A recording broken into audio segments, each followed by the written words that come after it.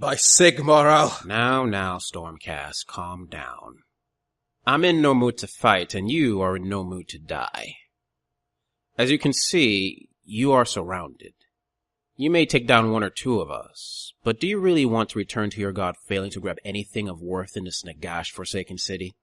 I suggest you lower that hammer and perhaps we can talk for a bit, eh? Ah, I knew you seemed the reasonable sort. Now, obviously you're a bit unsure of me. I mean, you're probably used to the mindless sort of skeletons that are the mere puppets of power-hungry necromancers. You'll find the Sepulchre Guard a bit more independent. We may be all that's left of this grand city, but we choose to protect our home of Shadespire from people like you trying to rob its riches. Oh, I see that look. That look of disbelief. Wondering why we would choose to protect this wreck of a city. When you look around, you see desiccated towers and silent streets. You're seeing what's left of a tragedy. But I see it as it once was. The jewel of Shyish. Of course, it didn't start out as a jewel. Like most cities, it had a more practical beginning. Initially, the city was a simple oasis in the middle of the Desert of Bones. A way station between the Realm Gate at the Petrified Mountains and the one at the Ossific Swamp. A place for travelers to rest before once again facing the lifeless desert and the flesh-searing winds. And as oases go, it was a good one. It had plenty of water and the odd sturdy plant or two, of course. But also something a bit more unique. A giant network of caverns that dug deep into the ground. No natural process created these network of caves, and no one could guess what truly formed it. But it was so deep, most guessed it would take days of travel to even see the bottom. And there was something definitely magical and powerful down there. Some guessed it was a nexus point where the energies of Shyish converged. Others thought it was where the ley lines of Shyish simply died. All agreed going down too deep was probably a bad idea.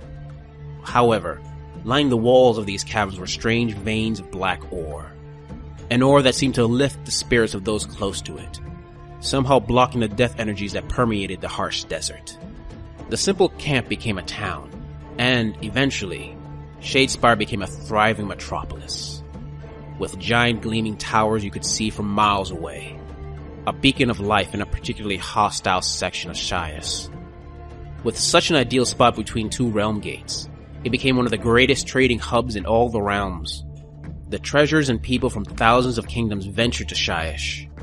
Some simply wishing to trade in the massive number of shops and bazaars that crisscrossed the city. Others came not for something to trade for, but for something new to be crafted for them. You see, Shadespire had become a haven for magical innovation. Not only were spells and artifacts gathered there to be sold, but they were analyzed and improved upon, crafting objects of extreme power. The master craftsmen of the city became known as the Catofranes, the undisputed rulers of the city.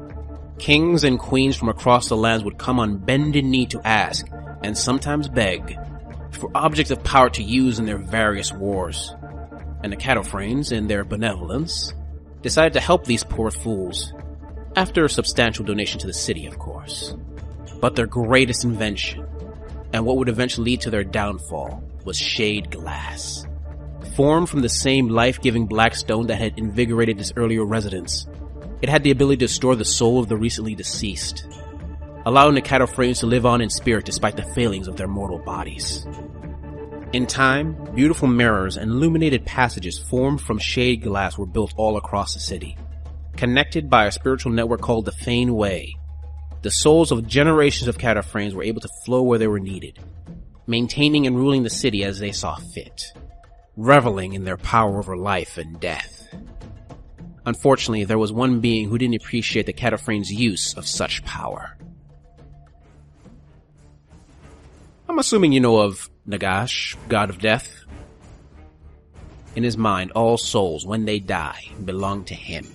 To think of the rulers of this city, demanding tribute from its visitors, but refusing to give him his tithe of souls angered him to no end. And when Nagash gets angry, well, let's just say everyone suffers. He had to make an example of the arrogant Catofranes. He could have simply destroyed the city with magic or sent an army of soul blights and their minions to lay it to waste. But the crimes of the Cataphragms needed a much harsher judgment. Using the shade glass as a focal point for his magic, he siphoned off the souls of every living being in the city. In a terrible show of power, he threw those souls into oblivion, destroying them utterly, leaving the city a silent wasteland. After that, the kingdoms that once visited Shadespire were quick to make sure that a similar fate didn't befall them. Foreign merchants and citizens who were able to escape the city's fate were slaughtered by their own countrymen for fear of what they may bring. Tomes and scrolls containing information on Shadespire were burned. All talk of the former city was outlawed, all to prevent Nagash from turning an eye their way. Eventually, all that was left of Shadespire was myth and legend. And that's the way we preferred it. You see, a few escaped the full might of Nagash's magic, like yours truly, leaving us undead creatures but with minds of our own. Mostly. Some of us have odd quirks. A few still think they're living and breathing in the city of old.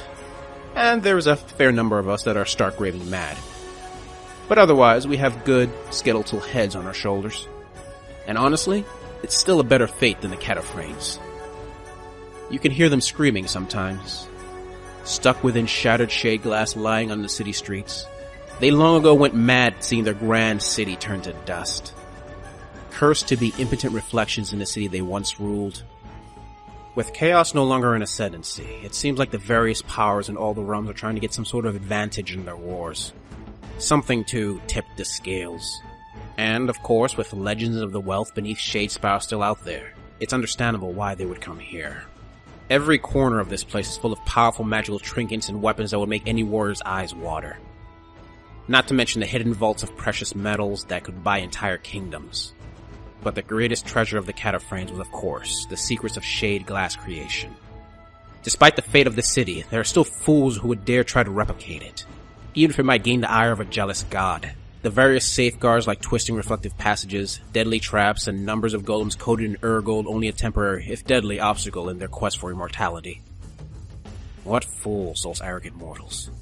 What fools. Sorry, was I rambling? Living for a few centuries with only the dead for company makes you a tad bit wistful.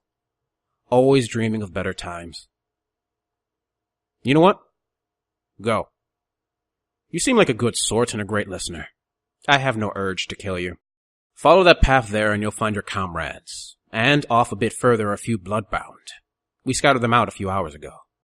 Looking at their numbers, you and your fellows should be more than enough to take them. Good luck. And be careful. Can't believe that worked. Those noble types are always so trusting of a good sob story. Alright, guard, you know the plan? After the two sides of muscleheads are done beating on each other, we finish off whoever's left. Whether they wear red or gold. No one enters our city without paying the price. Hey guys, this is Arvandus, and I want to say I hope you enjoyed this video. If you like these short stories / descriptions of various races in Age of Sigmar, please like, subscribe, and comment, and I'll keep doing it. Not only Age of Sigmar, perhaps other games that I have interest in. Anyway, thanks for listening, and see you next time.